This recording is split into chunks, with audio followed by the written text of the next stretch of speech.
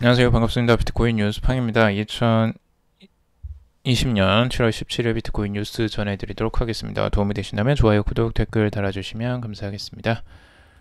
뉴스 브리핑 먼저 해보도록 하겠습니다. 우선 스텔라 루멘이 이 삼성 블록체인 키스토어에 적용이 된다고 합니다.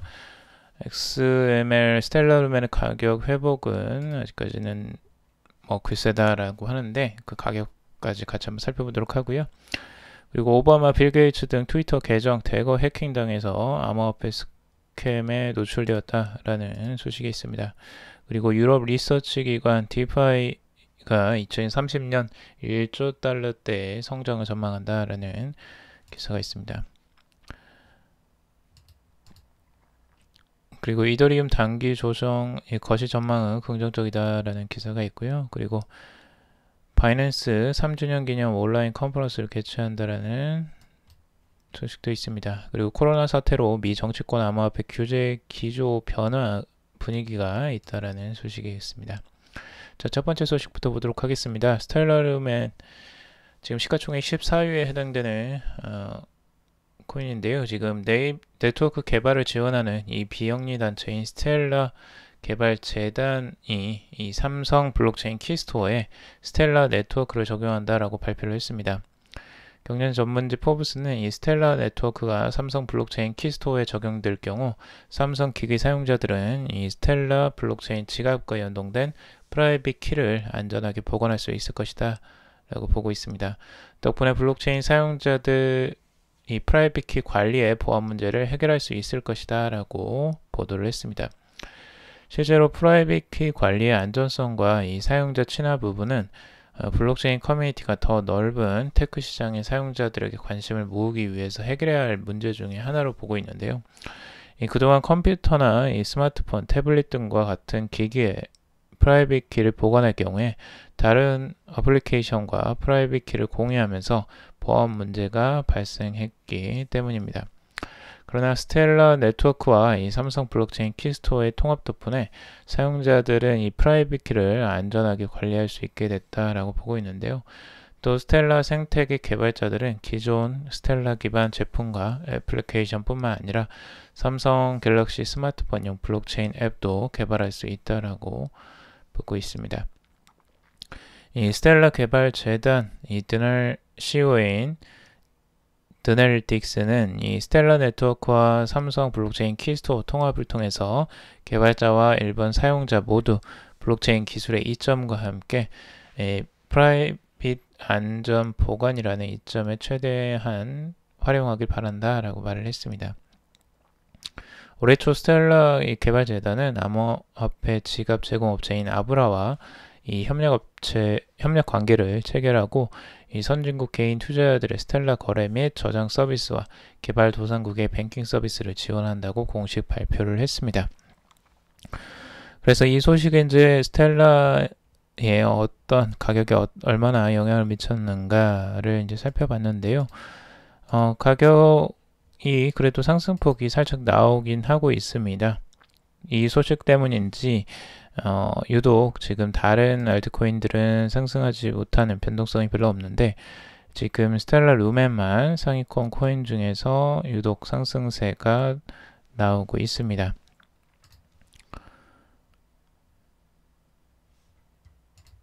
자, 그리고 오바마, 빌 게이츠 등 이 유명 트위터 계정이 대거 해킹당했다라는 소식인데요.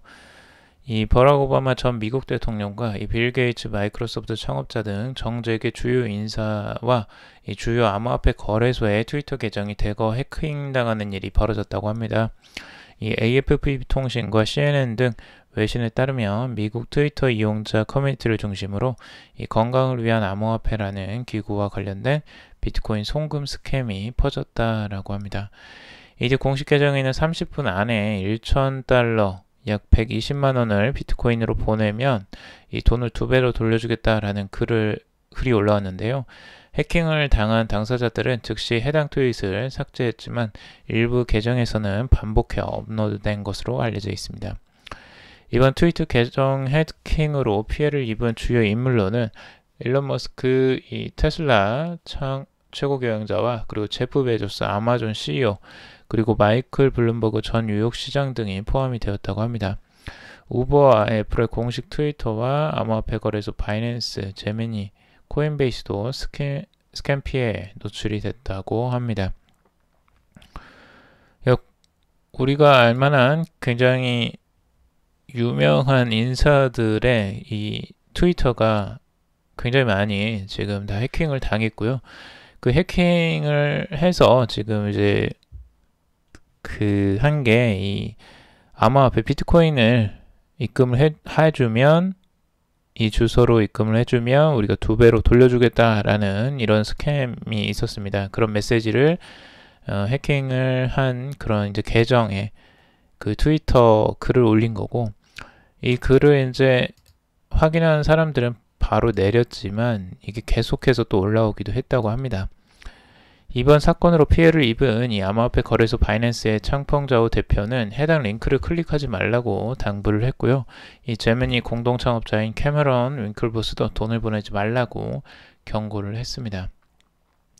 이번 사태의 이제 심각성을 깨달은 트위터는 이날 명백한 해킹으로 보인다면서 현재 조사 중이며 조치를 취하고 있다라고 밝혔습니다. 이용자들에게는 비밀번호를 변경하라고 권고를 했다고 합니다. 한편 팔로워 수가 수천만 명에 달하는 세계 유명 인사들의 트위터 계정이 뚫리면서 이 피해 규모가 더욱 커질 수 있다는 전망이 제기되고 있는데요. 블룸버그에 따르면 해커가 올린 비트코인 주소로 이 송금된 비트코인은 11BTC 규모로 지금 알려져 있습니다. 자, 유럽 리서치 기관 디파이가 2030년 1조 달러대로 성장할 전망이다 라고 기사가 나왔는데요. 지금 최근에 블록체인 산업에서 큰 인기를 끌고 있는 이 디파이 탈중앙 금융시장이 10년 후에 1조 달러 규모에 이를 것이다 라고 전망을 하고 있습니다. 이 베를린 소재 비영리 연구기관인 디제는 최신 보고서에서 디파이 시장은 새로운 금융 서비스 모델을 제공하면서 수년 내에 현재 핀테크 산업을 뛰어넘는 수준으로 성장할 것이다 라고 전망을 했습니다. 이어 디파이 부분은 아직 발전 초기에 있지만 2030년에는 1조 달러 규모로 성장할 것이라면서 유럽 금융기관을 중심으로 이 디파이 기반 저축, 연금 등 다양한 금융상품이 대거 출시될 것이라고 설명을 했습니다.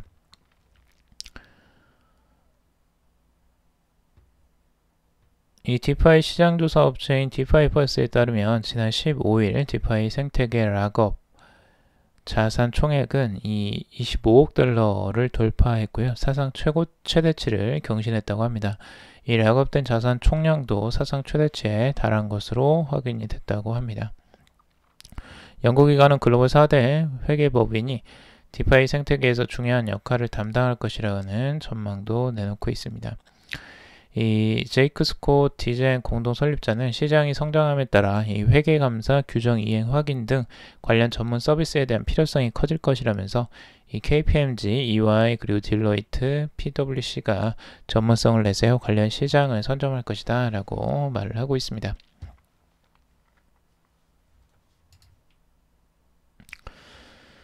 자, 그리고 이더리움 단기 조정 거시 전망은 긍정적이다 라는 기사가 나왔는데요. 지금 지난 24시간 동안 시가총액 2위 암호화폐 이더리움은 단기 약세 흐름을 보이면서 240달러 선을 하회하고 있다고 합니다. 암호화폐 전문 미디어 뉴스BTC는 이 이더리움 황소들은 이 단기적으로 핵심 야액인 238달러 선을 맹렬히 방어하고 있다라면서 만약 황소가 246달러 저항선을 돌파하면 강세 모멘텀을 더욱 강화할 것이다 라고 전망을 하고 있습니다. 지금 체인뉴스가 이 암호화폐 데이터 분석 및 리서치 기업 메사리의 데이터를 인용해서 올 들어 이더리움 활성 주소는 118%, 비트코인 활성 주소는 49% 증가했다고 전하고 있는데요. 하지만 이더리움 개발자 필립 캐스톤 과이는 이 이더리움 사용량 증가 이면에는 폰지 스캠도 있다고 지적을 했습니다. 그리고 지난달 필리핀 증권거래위원회는 이더리움 거래 활동 상위에 랭크된 뎁 포시지가 이 폰지 사기라고 밝힌 바도 있다고 합니다.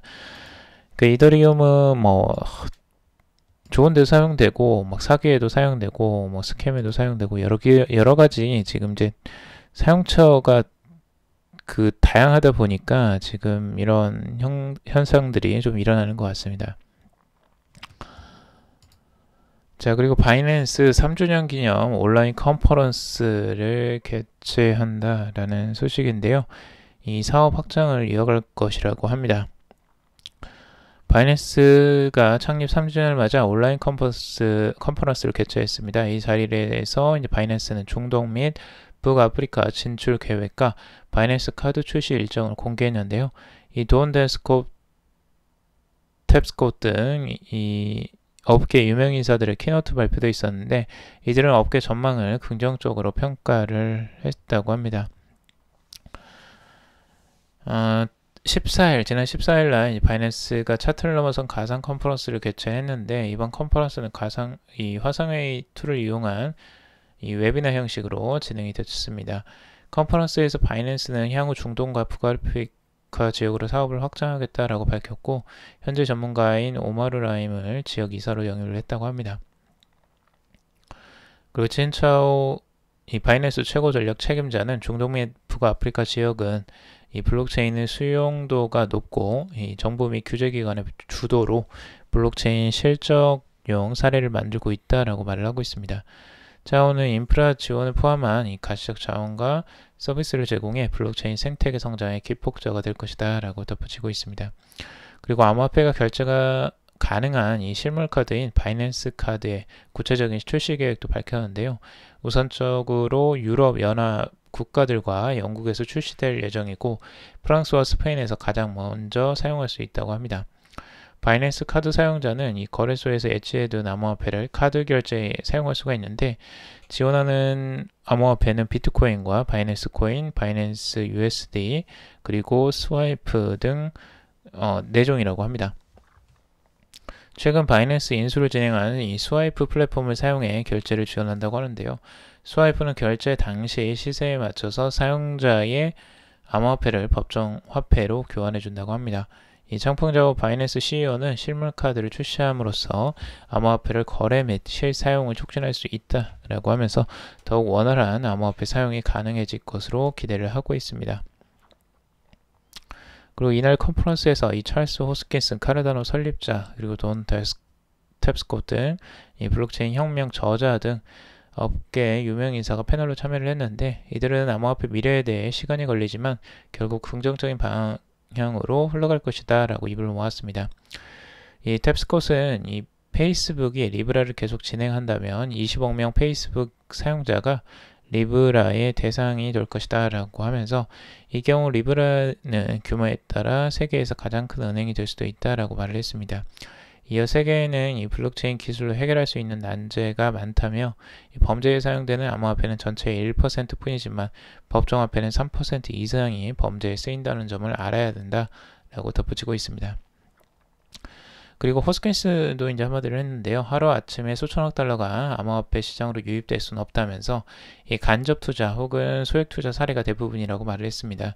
그는 시간이 지날수록 참여자들은 시장에 대한 자신감이 생겨날 것이라면서 이는 발전 과정 중 하나로 2017년에 비해서 많이 발전했다라고 발언을 했다고 합니다. 자, 그리고 코로나 사태로 이 미 정치권 암호화폐 규제 기조가 변화 분위기다라는 소식인데요. 이 코로나 바이러스 대유행 사태 영향으로 이 미국 정치권이 이 암호화폐 규제 기조의 변화 분위기를 나타내고 있다고 합니다. 지금 미국 워싱턴 DC에서 정치권을 상대로 블록체인과 암호화폐 업계의 입장을 대변하는 인사들은 최근 서클의 CEO 제레미 알레오와 만나서 코로나 사태 이후 정부 규제 기조의 변화 가능성을 목격하고 있다라고 전하고 있습니다. 미 디지털 상공회의소의 창립자 겸 회장인 페리안 보링은 대유행 사태 이후 미 의회 업무 전반이 디지털로 전환될 수밖에 없는 상황에서 블록체인에 대한 정치권의 태도가 뚜렷하게 변화했다라고 밝혔습니다.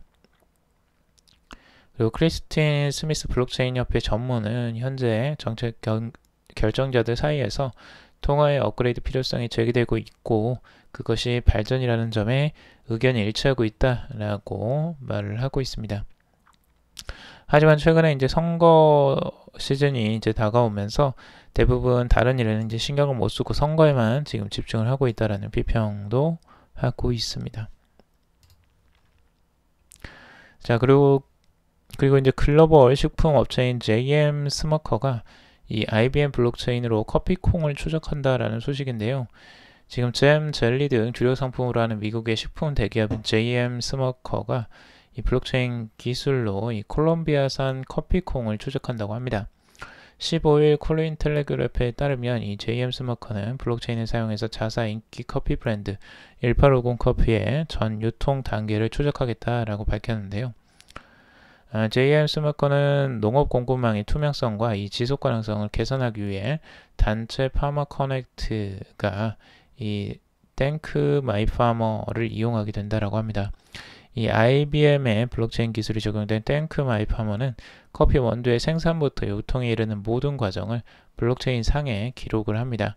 이 생산자, 도매업자, 소매업자 등 모든 네트워크 참여자들이 해당 데이터를 공유해서 신뢰도 높은 커피 원두 거래를 도울 수가 있다고 합니다. 소비자는 스마트폰으로 제품에 표시된 QR코드를 스캔해서 커피 생산지, 그리고 가공시설, 로스팅 시설 등 제품 관련 정보를 바로 확인을 할 수가 있다고 합니다. 이 폴창 IBM 블록체인 수석은 IBM의 공급망 블록체인 푸드 트러스트와 동일 기술의 동일한 수준의 기술 확장성, 보안 수준 등을 갖춘 플랫폼을 통해서 커피콩 공급망의 투명성을 더하게 될 것이다 라고 설명을 하고 있습니다. 그래서 지금 이제 물리 유통망에서 블록체인이 많이 활용이 되고 있는데, 특히 IBM에서 이 공격적으로 IBM 블록체인 기술을 영업을 하고 있는 것 같습니다. 많은 업체들이 지금 IBM의 이 블록체인 기술을 많이 활용을 하고 있네요. 자, 오늘 여기까지 정리를 해봤습니다. 여러분들 도움이 되셨길 바라고요. 도움이 되셨다면 좋아요, 구독, 댓글 달아주시면 감사하겠습니다. 투자에 관련된 정보들은 참고사항일 뿐이고 조언이 아니니 투자하실 때는 여러분들 스스로 꼭 판단하시고 결정하시길 바라겠습니다. 그럼 또 방송 들어주셔서 정말 감사합니다.